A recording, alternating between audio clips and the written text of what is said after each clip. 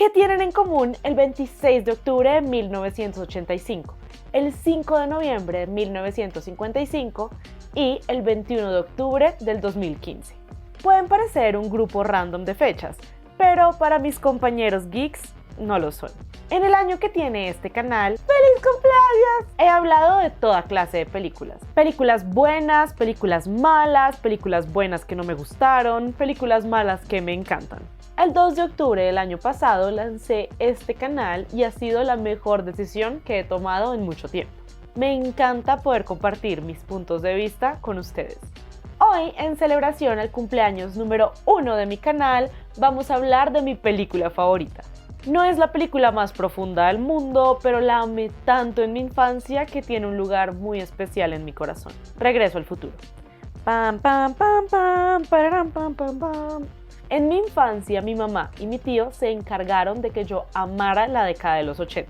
Ellos dos tuvieron su adolescencia en esta época, entonces yo crecí viendo y escuchando sus películas y canciones favoritas. Entonces, inconscientemente, me enamoré del pop ochentero, de la estética exagerada y los blockbusters de verano ochenteros.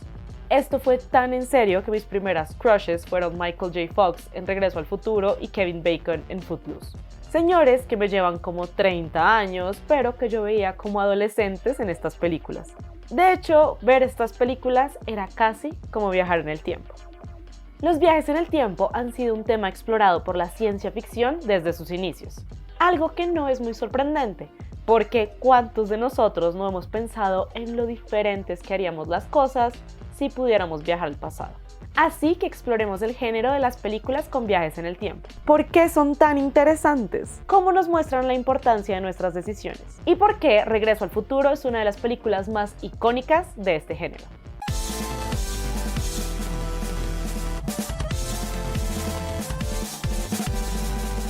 Out of Time. Viajes en el tiempo. Los viajes en el tiempo son una clase de historia clásica en la ciencia ficción. Janet Kafka, en su ensayo ¿Por qué ciencia ficción?, la define como if fiction. La ficción de ¿qué pasaría si? ¿Qué pasaría si un niño viaja en el tiempo y evita que sus papás se enamoren? ¿Qué pasaría si los monos evolucionan más allá de los humanos? ¿Qué pasaría si realmente vivimos en una realidad virtual controlada por las máquinas? Al ser historias de qué pasaría si, se crea una relación entre la ciencia ficción y el futuro. Porque estas cosas todavía no han pasado. Pero, ¿qué pasaría si pasan? Por esta razón, los viajes en el tiempo es uno de los tropos más populares de la ciencia ficción. ¿Cuál es el atractivo? En parte, la gran flexibilidad que ofrece al momento de contar una historia. Como explica Fraser A. Sherman en su libro De vez en cuando viajamos en el tiempo. Sea testigo con sus propios ojos de las maravillas de la antigua Grecia o de la pesadilla de una futura dictadura de alta tecnología. Vuelva a visitar el verano perfecto de su infancia. Descubra lo que hubiera pasado si hubiera aceptado ese trabajo, le hubiera sonreído a esa chica, hubiera invertido en esas acciones. Vea a su difunta esposa por última vez y dígale cuánto la ama. Finalmente comprenda cómo era su padre cuando tenía su edad.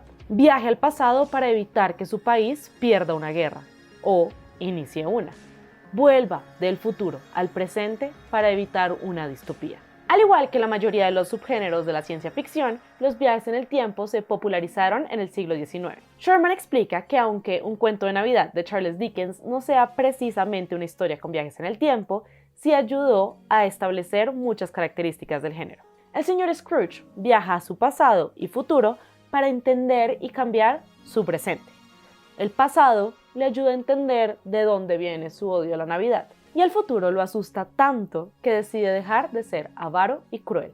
Para mí, aquí encontramos una de las características más importantes de los viajes en el tiempo, la causa y el efecto. Con los viajes en el tiempo podemos ver cómo una pequeña decisión puede crear un efecto dominó inimaginable. Estas decisiones se pueden explorar a nivel macro o micro. Las películas de viajes en el tiempo que se centran en lo macro exploran la sociedad en que vivimos. Pueden advertir contra un futuro oscuro, criticar el presente o burlarse del pasado. Por ejemplo, en otra famosa película con viajes en el tiempo de los 80, Terminator, vemos cómo el viaje en el tiempo se usa para salvar a la humanidad de las máquinas. Entonces se utilizan los viajes en el tiempo como una acción preventiva. Se cambia el pasado para prevenir el presente, aunque para Sarah Connor se cambia el presente para prevenir el futuro. Aún así, la mayoría de películas con viajes en el tiempo se centran en temas más personales. Hay muchas historias en donde un personaje, por una razón u otra, descubre que puede viajar en el tiempo. Entonces viaja al pasado para hacer su vida mejor y termina haciéndolo todo peor. Yo pienso que estas películas se centran en explorar al personaje principal y que entendamos cómo su historia y su contexto lo llevaron a ser quien es. De nuevo, causa y efecto. Pero a diferencia de una historia donde vemos un flashback para entender por qué nuestro antihéroe es así, con los viajes en el tiempo, el mismo personaje es capaz de verse a sí mismo en el pasado y entender su propia historia. Como herramienta narrativa, los viajes en el tiempo permiten que el personaje vea su historia como nosotros, el público, la está viendo, y les permite tomar decisiones al respecto. Ahora hablemos un poquito de la ciencia ficticia en la ciencia ficción. Cuando se estudia el género de la ciencia ficción, se suele hablar de dos clases: la ciencia ficción dura y la ciencia ficción suave.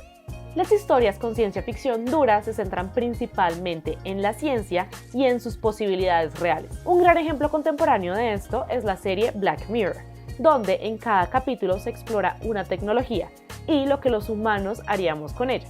Por ejemplo, en uno de los mejores capítulos de las historias de las series, Nosedive, vemos cómo la sociedad se acomoda alrededor de la idea de rankear personas. La ciencia ficción suave suele centrarse mucho más en los personajes, y la ciencia está ahí para avanzar su historia. Por ejemplo, Star Wars. Nosotros no sabemos cómo funciona un sable de luz o el hiperespacio. Lo importante es la historia de Luke y cómo él utiliza los sables de luz o el hiperespacio para completar su misión personal. Esto también sucede con los viajes en el tiempo.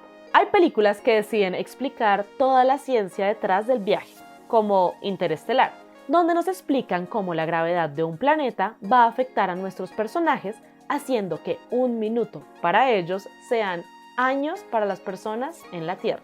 Y hay películas que son como Ashton Kutcher lee su diario y ¡pum!, viaja en el tiempo. ¿Cómo? No lo sabemos. ¿Nos importa? Nah. Esto nos lleva a algo muy importante de las películas con viajes en el tiempo: las reglas del universo. Usualmente las películas son emocionantes cuando las apuestas están muy altas. Por ejemplo, en Avengers Endgame, otra película de viajes en el tiempo que logra ser universal y personal al mismo tiempo. Las apuestas son muy altas. Ganar es salvar la mitad de las vidas en el universo, y perder es acabar con la mitad de las vidas en el universo. Esto hace que nos importe la historia. Claro, estas apuestas también pueden ser algo mucho más personal, como en Cuestión de Tiempo, donde Tim viaja en el tiempo para conseguir el amor de su vida. La historia que estamos viendo nos tiene que importar, y a veces los viajes en el tiempo pueden acabar con este suspense. Si ya se viajó al pasado una vez, ¿por qué no se sigue viajando al pasado hasta que las cosas salgan bien?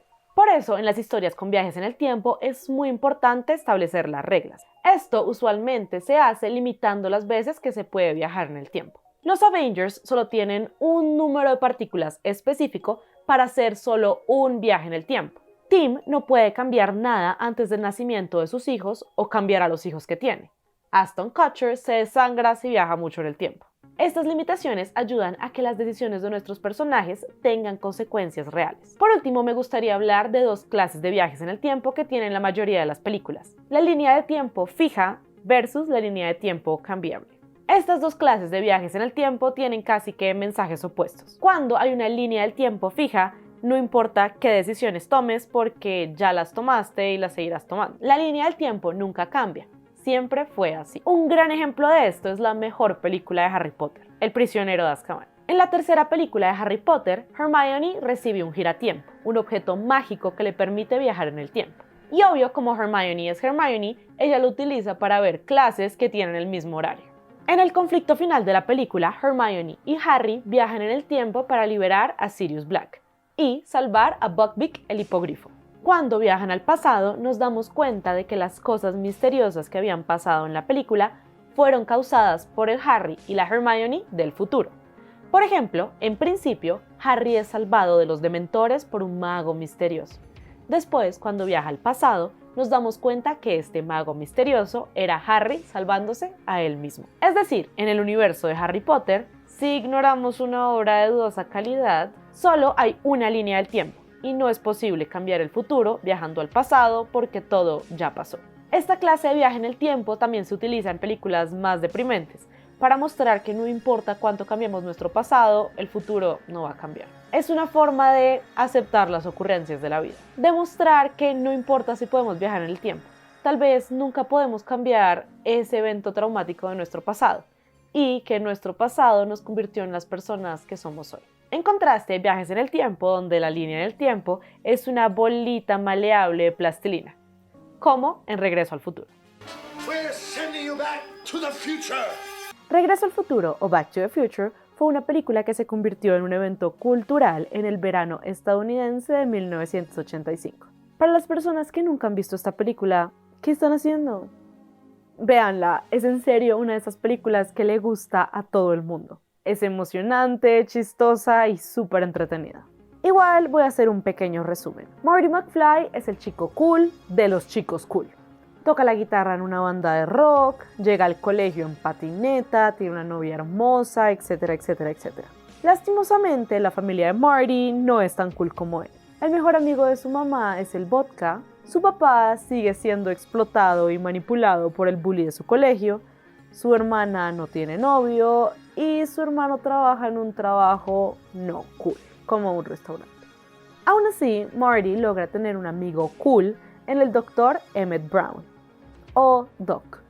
Doc inventa una máquina del tiempo. El DeLorean necesita 1.21 gigawatts de energía para viajar en el tiempo. Y Doc obtiene esa gran cantidad de energía con una reacción nuclear de plutonio que le robó a unos nacionalistas libios. Los libios encuentran a Doc y Marty y huyendo de ellos en el DeLorean, Marty llega a 88 millas por hora y viaja en el tiempo. En las primeras horas, en otra década, Marty conoce a su papá George y evita que sus papás se enamoren. Los papás de Marty, Lorraine y George se enamoraron cuando el papá de Lorraine atropelló a George y Lorraine se enamoró al cuidarlo.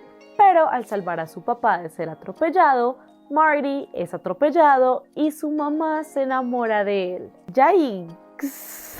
Claramente, el objetivo de Marty es regresar al futuro. Entonces busca al Doc en 1955 para que le ayude a viajar en el tiempo. Regreso al Futuro tiene un conflicto A y un conflicto B.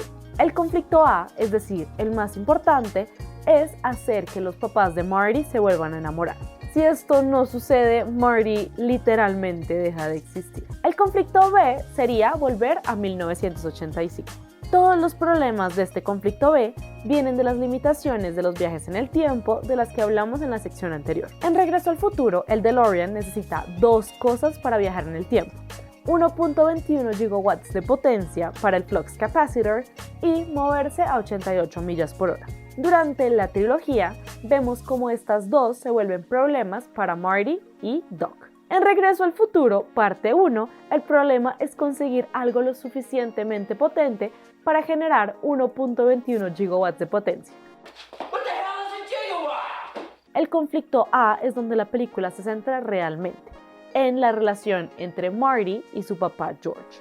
Regreso al Futuro no es solo una película familiar, sino una película sobre una familia y las interacciones entre las diferentes generaciones. Por eso, Back to the Future es una película de ciencia ficción suave, porque se centra más en las historias de los personajes que en la ciencia de los viajes en el tiempo. Al principio de la película vemos que Marty sueña con ser músico, pero que no es capaz de mostrarle sus grabaciones a alguien más por miedo al fracaso. Cuando Marty se encuentra con su papá de 17 años, se entera que lo mismo le está pasando a él, pero con historias de ciencia ficción. Como explican Jennifer Harwood Smith y Francis Ludlow en su ensayo Haciéndolo con estilo, las reglas narrativas del viaje en el tiempo en la trilogía de Regreso al Futuro. Marty se orgullece de su papá al descubrir su creatividad en la escritura, pero esto revela lo poco que sabía de su padre antes de ir a 1955. La repetición de George al miedo al fracaso de Marty permite al espectador ver que George ha influido en Marty, aunque de forma negativa.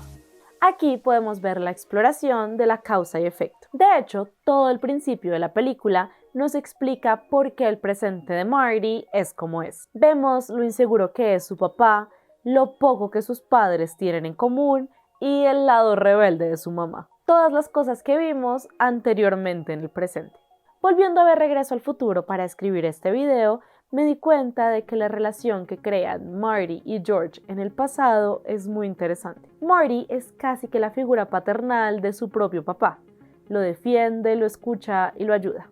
La película nos muestra que Marty es el chico cool ideal y que su papá, el niño nerd, no. Pero al ayudarlo a encontrar confianza, Marty también logra encontrar confianza en sí mismo. Otra cosa muy interesante de Regreso al Futuro es las décadas en las que se centra, en los 80 y en los 50. Dos épocas muy conservadoras en Estados Unidos. En las dos se enfatizó mucho la idea de familia de bien y en el consumismo de tener la última tecnología, lo cual las hace perfectas para una película sobre la familia y la ciencia ficción.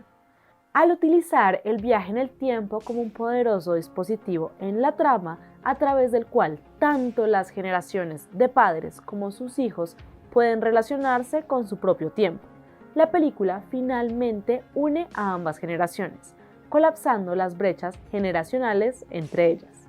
En algunos aspectos, los años 80 fueron una repetición de las tendencias que surgieron en los años 50. Este periodo, los años 50, fue también una época de agitación masiva y cambio ideológico que puso en tela de juicio a la familia. En ambas épocas vemos a la familia reunida a comer viendo televisión y los papás preocupados por la moral de sus hijos. Bob Gale y Robert Zemeckis, los creadores de la película, explicaron que para ellos era muy importante que Marty viajara a los años 50 porque esta fue la época donde se creó la cultura joven de los adolescentes y querían mostrar esta cultura en la película. Y además querían que Marty inventara el rock and roll. Johnny B. Good. Para Hardwood Smith y Ludlow, lo más interesante de Regreso al Futuro es su versión del viaje en el tiempo. En la película la línea del tiempo no es fija, lo que hace que cada decisión de los personajes cambie el futuro inmediatamente. En la primera película vemos cómo la confianza que Marty le ayudó a encontrar a George afectó el resto de su vida. Cuando Marty por fin vuelve a 1985, su familia es radicalmente distinta. Todos sus problemas se han solucionado. Su papá es un famoso y prolífico autor de libros de sci-fi, su mamá es feliz, su hermano tiene un trabajo donde tiene que utilizar corbata y su hermana tiene muchísimos pretendientes. Marty, además, tiene la camioneta Toyota con la que siempre había soñado. Zemeckis ha mencionado que tienes que ver ese final en un contexto histórico. Es un final muy de los 80. Hubo un par de críticas que surgieron de Europa, que se centraron en la idea: ¿cómo pueden estos cineastas equipar este tipo de felicidad con posesiones materiales? Lo cual es bastante cierto. Además, sin mencionar el tratamiento de los personajes femeninos que solo quieren un hombre o están desmayados la mitad de la película. Aún así, creo que Regreso al Futuro es una película muy emocionante. No solo porque las escenas de acción están editadas a la perfección, sino porque es una historia muy personal. Este niño está logrando conectarse con sus papás de una forma que era imposible cuando eran adultos indiferentes. Solo los tuvo que conocer cuando tenían 17 años y todavía tenían sueños y aspiraciones. Como mencioné anteriormente, las películas de viajes en el tiempo permiten que los personajes vean su propia vida con el público. Y Back to the Future hace esto a la perfección. Marty logra entender de dónde viene y mostrándole un poco de cariño a George y una amenaza de derretir su cerebro, logra mejorar su vida y la de su familia. En las partes 2 y 3 de Regreso al Futuro, vemos mucho más cómo Marty pasa de ser un niño impulsivo y un poco codicioso a un personaje mucho más interesado en el bien de los demás. En la segunda película vemos un presente distópico que Marty creó por su propia codicia y deseo de dinero. Pero gracias a viajar en el tiempo, Marty ve inmediatamente las consecuencias de sus acciones y también, gracias a viajar en el tiempo, las puede corregir. Regreso al Futuro le informa al espectador que no importa cuántos errores cometa en la vida, siempre hay un camino de regreso. El mundo puede ser rescatado de las consecuencias de la codicia por la valentía y la generosidad. La recompensa de Marty al final de su viaje no es solo una vida mejorada, en donde él y su familia son más felices, sino el crecimiento personal. Antes de terminar este video, tengo que hablar de las cosas de Regreso al Futuro que son menos chéveres. Muchas de las cuales nunca noté de chiquita, pero ahora no puedo ignorar. Primero, las mujeres. Todas existen en relación a un hombre. Lorraine es la mamá de Marty y la crush de George. Jennifer es la novia de Marty. Clara es la crush del Doc. Todas menos Clara se centran en el chico que les gusta y ya. Tanto que el final feliz de la hermana de Marty en la primera película es tener muchos pretendientes. ¿Qué más querría una mujer? Bueno, para ser justa, el final feliz de todos en la primera película es bastante banal, pero de verdad creo que el de la hermana es el peor. En la segunda parte, Jennifer está inconsciente por la mayor parte de la película y Marty y el Doc transportan su cuerpo inconsciente como un costal de papas. Otra cosa rara es el acoso sexual. El plan de Marty para que sus papás se enamoren es el siguiente. Él va a ir con su mamá al Enchantment Under the Sea Dance y va a acosar a Lorraine hasta que George venga a salvarla. Todo sale mal y lo peor es que Biff, el bully, termina acosando a Lorraine en el carro de una forma horrible. Y ahí entra George a salvarla y ella se enamora de él. Esto podría ser un comentario sobre cómo se trataba a las mujeres en los 50s, pero creo que el tema se toca muy por encima. También tenemos el capitalismo con la colocación de productos. Toyota aquí, Texaco allá, Calvin Klein por aquí, Pepsi por allá, en fin, el consumismo ochentero en su mayor expresión. Aún así, Regreso al Futuro es una de esas películas que me trae mucha felicidad. La música es increíble, Fox y Lloyd son maravillosos y el guión es súper ingenioso. La exposición en esta película es impecable durante el primer acto. Nos cuentan todo lo que necesitamos saber para entender el pasado y nunca se siente forzado o raro. Se nota que Zemeckis y Gale tuvieron este guión por mucho tiempo, porque nadie quería comprarlo, y lo fueron mejorando hasta que quedó casi perfecto. Es bastante obvio que yo amo Regreso al Futuro, y en general las películas con viajes en el tiempo. Me encanta el humor que se puede crear, las líneas de tiempo complejas y cómo se pueden explorar las decisiones humanas. Y creo que no soy la única. La segunda película con mayor recauda de taquilla mundial es una película con viajes en el tiempo, que también resuelve los daddy issues de nuestro personaje principal al juntarlo con su padre del pasado. ¿Por qué estas historias son tan efectivas? Yo pienso que todos hemos soñado con viajar al pasado y corregir algo que hicimos mal, y tenemos mucha curiosidad por el futuro que no vamos a alcanzar a ver. Estas historias nos hacen sentir que tenemos un poquito de control sobre el paso del tiempo, lo cual es falso y solo todos nos estamos volviendo más viejos. Pero creo que esta clase de historias prosperan cuando son historias personales y podemos ver cómo las decisiones de las personas afectan su futuro casi de manera instantánea. Y lo más importante es que los personajes también lo ven. Es como una película dentro de una película, como por ejemplo esta escena. Marty está grabando al Doc mientras Michael J. Fox y Christopher Lloyd son grabados para hacer la película. Y cuando el Doc de 1955 ve la grabación, es como si estuviera viajando al futuro y viendo qué es lo que va a pasar. Lo mismo pasa en Loki, una de las series más recientes con viajes en el tiempo. Loki ve su futuro en una pantalla mientras nosotros lo vemos a él ver su futuro en una pantalla. Creo que como estas películas se centran tanto en cómo las decisiones de los personajes pueden afectar su pasado, su presente y su futuro, también son películas en donde los personajes pueden reflexionar sobre su propia historia y cambiar. Y esto nos puede inspirar a ver nuestras propias vidas, nuestra historia con sus recuerdos nostálgicos y sus eventos traumáticos. Nos invita a hacer paces con nuestro pasado y emocionarnos con nuestro futuro, porque caminos, a donde vamos, no necesitamos caminos.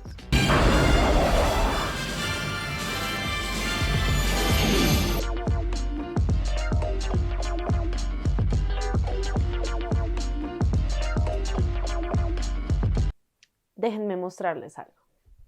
Los voy a sacar del trípode. Nos vamos de paseo.